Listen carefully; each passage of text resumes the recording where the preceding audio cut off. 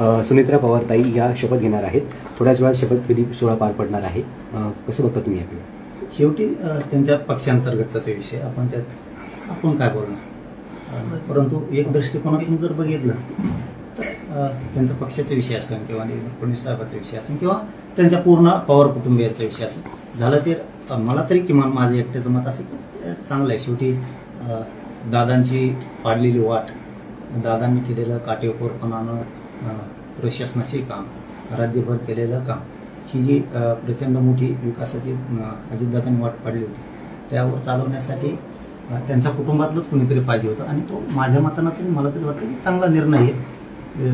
पहिल्या परत महाराष्ट्राच्या महिला उपमुख्यमंत्री होत आहेत, हा पण एक चांगला विषय काय झालंय ते चांगलं झालं असं वाटतं. दादा पण गडबड झाली असं नाही वाटत का? कारण त्यावरून टीका होती समाज माध्यमांवर होती की दुसऱ्या महाराष्ट्र दुःखात असतानाच इकडे बैठका झाल्यात आणि इतक्या गडबडीने सगळं होतंय, त्यामुळे कुठेतरी टीका पण होताना पाहायला मिळते. सगळं या गोष्टीला उशीर होतोय की नाही होत, राजकीय डावपेच हे नाही सांगू शकत आपण. आपल्याला त्या गोष्टीतलं आपल्याला माहिती नाही, त्याबद्दल आपण बोलू पण नाही. परंतु त्यांच्या जागेवरती, अजयदादांच्या जागेवरती त्यांचाच माणूस पाहिजे होता हे मात्र खरं आहे. तिथं योग्य न्याय मिळाला असं सध्या वाटतंय. त्यामुळं चांगलं झालंय ते चांगलं झालंय, पण निर्णय उशिरा लवकर याबद्दलच्या माहितीचं आपल्याला नाही उत्तर देता येणार. तुम्ही पवार कुटुंबांचा उल्लेख केला आता. शरद पवार जे असं म्हणतायत की आम्हाला त्या गोष्टीबद्दल काही माहिती नाहीये आणि ते देखील शपथेला जाणार देखील नाही अशी माहिती आहे. म्हणजे कुटुंबात देखील संवाद झालेला नाही असं दिसतंय पवारांच्या म्हणण्यानुसार. तर पुन्हा तिथंच विषय येतो तर त्यांचा राजकीय डावपेच असू शकतात, काय असू शकतं. परंतु आताची घडी अशी आहे आता म्हणजे त्या ताई साहेबांसाठी, सुमित्रा ताई साहेबांसाठी की सगळ्यांना मिळून मिसळून घेऊन चालणं त्यांच्यावरती ती जबाबदारी. कारण त्याचं सुद्धा आता त्यांना लक्ष ठेवावं लागणार आहे की आपले सगळा परिवार, आपलं राज्यातले सगळे कार्यकर्ते त्याच्यात चिक्केबंदी खेळणारे कुठे येणार आहेत आता. कारण काही गिधडं आतापर्यंत नव्हते, ते दादाच्या पश्चात मात्र आता घिरट्या घालायला लागतात. याच्याकडे सुद्धा ताईंना उपमुख्यमंत्री पद घेतल्याच्या नंतर लक्ष ठेवावं लागणार आहे. कारण दादा होते, अजितदादा हे दादा होते. इतकं त्यांच्या मागे ताण असताना सुद्धा त्यांची सुद्धा खूप कसरत झाली. हे सोपं नाही मी सांगतोय. आता त्यांनी कसं घ्यायचं याच्यातून जे त्याचा प्रश्न, जे आम्हाला वाटतंय ते आम्ही बोल. दादांची जर एवढी कसरत होत होती तर दादांसोबत काही दिवस महिने न दिसणारी गिधडं आता पुन्हा सक्रिय झाली. म्हणजे हे गिधडं असे येतं, एक दोनच आहेत, जास्त नाही तर. त्यांचा तो पक्षाचा विषय त्यांनी बघितला पाहिजे. पण जे वाटतंय ते आपण बोलणारच. की ते पूर्वी असं होतं बघा, वाड्या असायचा पूर्वी आणि त्या वाड्यात ढेकणं असायची आणि ज्या घरानं मोठं केलं त्या ढेकणाचं काम असायचं त्याच घरातल्या माणसाला चावायचं, रक्त प्यायचं. असे काही गिधाड येतं, ढेकणं येतं तिथं आसपास. त्यांच्यावर मात्र लक्ष ठेवलं पाहिजे. त्यांची बोलण्याची पद्धत वेगळी असते. हे ताई साहेबांसाठी आता आपण उपमुख्यमंत्री होत आहे, आपल्याला दादाचा वारसा चालवायचा आहे, पवार परिवाराचा वारसा चालवायचा आहे, राज्यातली काटेकोरपणानं प्रशासनावर लक्ष ठेवायचं आहे तुम्हाला. त्याच्यासाठी हे फक्त आमचं सांगणं आहे, ऐका म्हणत नाहीत आम्ही, सल्ला फल्ला सुद्धा नाही. पण हे ढेकणं जे जमलेत ना आता अचानक, यांच्यावर लक्ष ठेवावं लागणार आहे. कारण शेवटी उपमुख्यमंत्री झाल्याच्या नंतर सुमित्राताई साहेब तुम्ही एक लक्षात घ्या, तुम्ही मराठवाड्याची लेख आहेत आणि तुम्ही पश्चिम महाराष्ट्रातली सून आहे. दोन्हीकडेही तुम्हाला राजकीय वारसा आहे. माहेरकडं पण आहे, मराठवाड्याचे तुम्ही लेख आहेत, इकडं पण आहे आणि तिकडं सासरला गेल्याच्या नंतर सुद्धा तुम्हाला राजकीय वारसा आहे. त्यामुळे तुम्हाला खूप बारीक लक्ष ठेवावं लागणार आहे की हे कोण कसे आहेत. त्याच्यात आता जे जमलेत ना एक दोन गिधाडं, हे खूप मोठा फायदा उचलू शकते. की ज्यांनी त्यांच्यापासून दादाला सुद्धा त्रास झालेला आहे त्यावेळेस, हे सुद्धा कसरत त्यांची असणार आहे. त्याकडे लक्ष ठेवलं पाहिजे. आणि शेवटचं आपल्याकडून सांगणं असं आहे की सगळ्या परिवाराला तुम्ही विश्वासात घ्यावं. ते राजकारण तिकडे खड्ड्यात गेलं त्याचं कारण असं आहे की हे इतके चालू लोक आहेत आता एक दोन दिवसात जमलेले की हे कवाशिक पलटी मारतील आणि कुंकड जातील. त्यावेळेस तुमच्या कामाला तुमचा परिवार येणार. हे मात्र तुम्ही विसरू नका. त्या टायमाला तुमचा परिवार तुमच्या कामाला येणार आहे. देवेंद्र फडणवीसच्या सुद्धा टचमध्ये राहिलं पाहिजे, त्यांनी शिंदे साहेबांचं सुद्धा राहिलं पाहिजे. पण त्यांच्याच अंतर्गत असणारे हे जे ढेकणं आहेत ना, हे खूप रक्त पिऊ शकते. त्यामुळं सावध राहू, त्यांनी गैरफायदा उचलू नये तुमचा, आणि तुम्ही मुरबी बनावं लागणार आहे. कारण तुम्ही दादाच्या पत्नी आहेत, तुम्हाला ते दाखवून द्यावं लागणार आहे मी सुद्धा पवार घराण्याची हे सिद्ध करावं लागणार आहे. नसता हे गोड बोलून, हे जे गिधड आता अचानक जमलेत ना, हे गोड बोलून खूप काही वेगळं पाऊल उचलू शकते. केल्यामुळे कोणावर नेमका रोप आहे तुमचा? ते नंतर बोलून मी आजचा दिवस शेवटी दुःखाचा आहे. तरी पण त्यांच्यासाठी पण काही प्रक्रिया असू शकते कायदेशीर, म्हणून एखाद्या वेळेस त्यांनी ते उपमुख्यमंत्री दुमत असायचं कोणाचं कारण नाही. पण हे जे काही गिधड आता घिरट्या घालायला लागलेत अचानक, खूप ढेकणासारखे आहेत. हे पिलेलं तर कळत नाहीत, हसून राहतील, आम्ही सगळं चालवतो का काय असंही दाखवतील. पण हे खूप चालू आहे, यांच्यापासून सावध असलेलं पाहिजे. कारण खूप मोठा वारसा सुमित्राताईंना चालवायचा, खूप मोठा. आणि याच्याच बरोबर सुमित्राताईंबरोबर त्या वहिनींबरोबर एक सांगणं आहे की त्यांच्या दोन्ही मुलाला जर दादांनी काही सल्ले दिले असतील, त्यांच्या ते दुसरा मुलगा पार्थ आणि दुसरा एक आपला जय पवार, काही सल्ला दिला असेल तर आपण मात्र आता त्याचं काटेकोरपणे पालन तुम्ही सुद्धा आता दादाच्या सल्ल्याचं करायला पाहिजे. कारण तुमच्या खांद्यावरती खूप मोठी जबाबदारी आलेली आहे. आईचं पाठीराखा तुम्हाला बनायचं, आणि ती आई आज राज्याचा कारभार हाकणार आहे. त्यामुळं दोन्ही पोरांनी खूप आता हुशारीनं पाऊल टाकलं पाहिजे. कारण राजकारण असतंय, त्यामुळं दादा होते, आणि तुम्हाला खरं भरण्यासाठी हे थोडे तुमचे डावपेच तुमच्याविषयी करू शकते. बरं, बीडचं पालकमंत्रीपद अजितदादा गेल्यामुळे रिक्त झाले, त्या ठिकाणी पुन्हा एकदा धनंजय मुंडे यांची वर्णी लागू शकते अशी चर्चा आहे. आणि पाहायला गेलं तर आज धनंजय मुंडे यांनी वरच्या निवासस्थानी देवेंद्र फडणवीसांची भेट देखील घेतलेली आहे. त्यामुळे त्यांच्याकडून कुठेतरी प्रयत्न केला जात आहे. हे तसले अर्थ काढण्यात काही अर्थ नाही. ते धारणात करत मागे एकदा असंच पळालो कुठेतरी, ते म्हणले हा दिल्लीला फिरलेलं कुठे घेतं काय माहिती, ते असंच पळत नुसतं ते दाखवायचे, आरडा करते मला हे मिळणार आहे, ते काही मिळत नाही, मंत्रीपद मिळणार नाही, काय संबंध आहे. इकडं पुरा देवारा करून ठेवलाय सगळ्यांना, इकडे काय मिळणार आहे. आणि अजितदादा जितके हुशार झाले तितकेच फडणवीस साहेब सुद्धा हुशार झालेले.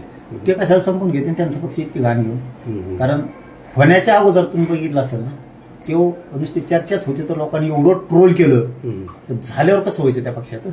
त्यामुळे हे जवळपास ना अशी माहिती मिळते की हे गेल्यातच जमा होते, तिकडं गेल्यातच जमा होते. पण आता हे दुर्दैवी घटना घडली, पुन्हा हे दुखणे नीट झाले, लगेच पळायला सुरुवात झाली लगेच. म्हणजे हे आमचं म्हणणं नाही, ते त्यांच्या पक्षाचा विषय, पण सावध राहणं खूप गरजेचं आहे. आतून बाबा काय रचित येत हो, पण तर आम्हीच पक्षवाढी तो दाखविते, आम्हीच तुमच्या मागे दाखविते. त्या ताईंना सुद्धा म्हणते आम्ही हे तरच सगळे. आणि राजकीय करिअर खराब सुद्धा ताईचं करू शकते ती, इतकेच आभार आहेत.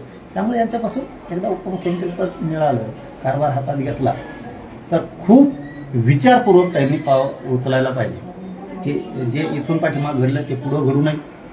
आणि एक नावलौकिक त्यांनी दादाचं कमवलेलं नावलौकिक तसंच त्यांनी कायम केलं पाहिजे, हीच अपेक्षा आहे. बरं, एक शेवटचा प्रश्न. दादांच्या विमान अपघाताबद्दल वेगवेगळ्या शंका उपस्थित, काहींनी तो अपघात नव्हे तर घातपात आहे असं म्हटलेलं आहे.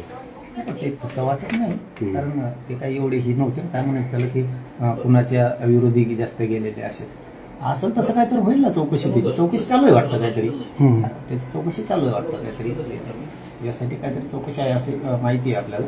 परंतु आपण आहेत हे बघा, जर तसं वाटलं म्हणले तर ते चौकशी होईलच, काही हरकत नाही.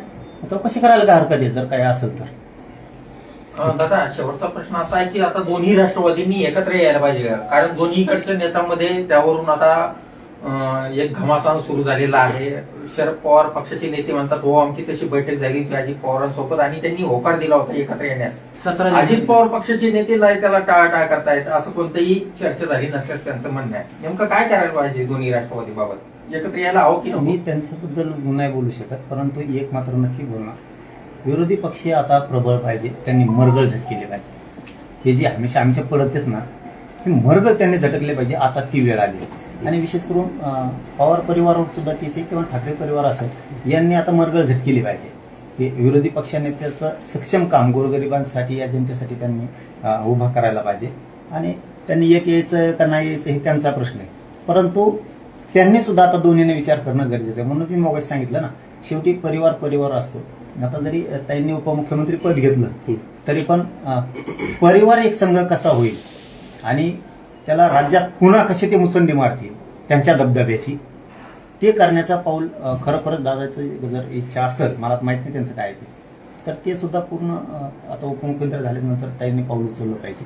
कारण त्यांच्यावरती खूप मोठी जबाबदारी. ह्यो खूप काटेरी रस्ता आहे. आता ह्यो रस्ता खूप काटेरी. दादा होते, धकत होतं, काही असलं नसलं, आज खूप मोठी जबाबदारी ताई या सुमित्राताईंवरती आली. ती काटेरी रस्ता आहे आणि काटेरी रस्त्यावर चालताना आपल्या आसपासचेच काटे काढण्याऐवजी जास्त काटे टाकीत असतात, फक्त ते दिसून देत नाहीत. आणि ते काटे टाकणारे मात्र जमायला लागले, 100% जमायला लागले. आधी नव्हतं आणि आता अचानक लगेच पुन्हा लगेच दुखणे नीट झाले, लगे पळापळी सुरू झाली, लगे निबारबी झाले आणि पहिल्या फळीतले म्हणून बातम्या लगेच सुरू झाल्या, लगे पहिल्या फळीतले झाले हे या काही केस. आणि हे दादाला सुद्धा वेदना देणारे लोक आहेत. आमचं काय सोडणं, आम्ही खंबीर आहेत त्यांना, आमचं काय करते हे, आम्ही खंबीर आहेत त्यांना, आम्ही इतके खंबीरित केले. आता आपल्या घातपाताच्या मॅटरमध्ये सुद्धा आपण आता यासाठीची मागणी करणार आहे. हो, कारण आम्हाला तो तपास योग्य वाटलेला नाही, पुनर्तपास होणार त्याचा. आम्ही सुद्धा यासाठीची मागणी त्याच्यात करणारच आहेत आता.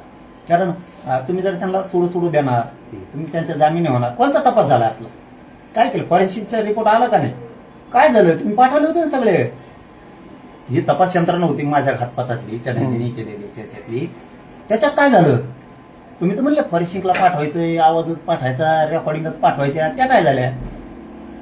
त्याच्यामुळे आम्ही त्याच्यात आता एसआयटीची मागणी देवेंद्र फडणवीस साहेबांकडे करणार आहे आणि त्याचा तपास पुन्हा सुरू करणार. सुट्टी नाही करणार, कारण त्यांनी ह्यो कळस गाठीला होता, ह्यो कळस गाठीला होता त्यांनी. त्याच्यामुळं ते जरी आता याच्यातून काय त्या रश्मी शुक्लाताई बरेच जण ते नागपूरला जमले होते, अजितदादा होते त्यावेळेस, त्यांनी काय ते क्लीन चिट दिली असेल, परंतु ते आरोपीलाही सुट्टी नाही आणि त्याला पण नाही. आणि ते त्याला भोगाच लागणार. आता यासाठीची मागणी होणार आहे. तसं ते होतं म्हणलं आता यासाठी आहे, त्यात काय झालं काय माहिती, चुट्टी यासाठी नेमली होती मग गुप्तर यांनी, त्याला एकट्यालाच माहित होती ती नेमली म्हणून. त्यामुळं तसे हे असले प्रयोग करू शकते ते. त्यामुळं काय असतं, पुढच्या काळात ताईंनी उपमुख्यमंत्री झाल्याच्या नंतर खूप गप राहून हे राजकीय फायदा ताईच्या माध्यमातून वेगळ्या पद्धतीने उठू शकते ते गीतागत. आणि त्याचबरोबर दोनही पोरांनी तिथून मग काय झालं असं नसन झालं ते विषय त्यांनी आता काय म्हणतात त्याला गंगेत वाहलं तसं त्यांनी ते विषय सोडून देऊन आपल्या आईच्या पाठीशी ठामपणानं दोन्ही मुलांनी उभा राहून सगळा परिवार पुरा त्यांचा एकजूट करून की पुढचे पावलं त्यांनी चांगले टाकलेच पाहिजे. असू शकतं काही दादांचंही म्हणणं त्यावेळेस असू शकतं मुलांच्या बद्दलचं किंवा नसूही शकतं, आपल्या त्यांच्यातलं काय माहीत नाही, काही सल्ले दिले असतील तर मात्र आईच्या पाठीशी खंबीर राहून सगळं कुटुंब एक करायचं शिकलं पाहिजे. आणि सावधगिरीनं, ही काटेरी रस्ता आहे खूप, आता सावधगिरीनं पाऊल टाकलं पाहिजे ताईंनी स्वतः. कारण हे गिधाडं दादाला जितके माहीत होते ना तितके ताईला माहीत असते ना असं नाही. ते फक्त दाखवू शकते आमची माया सगळी तुमच्यावर, आमचं सगळं काय असं आयुष्य तुमच्यावरती. आणि ते मात्र असा चौकून घेरा टाकू शकते, खूप मोठा घेरा टाकू शकतात, कळून तर देणार नाहीत. पण मागं पुढं काय ते बसणं त्यांचं त्या अंत्यसंस्काराच्या दिवशीच काय चर्चा का काय झालं म्हणजे थोडंसं ते लक्षात घेण्यासारखं आहे. त्यांनी झालं दादांचे आता त्या जागेवरती त्याच ताकदीचा माणूस असणं आवश्यक होतं, तर त्या दोन्हीकडचा अनुभव येता येईल, त्या लायक आहेत 100%. फक्त सावध राहिलं पाहिजे. आमच्यामुळं नाही, आम्ही त्यांच्या पक्षासाठी म्हणतो. आणि बाकी काय ओके, थँक्यू दादा.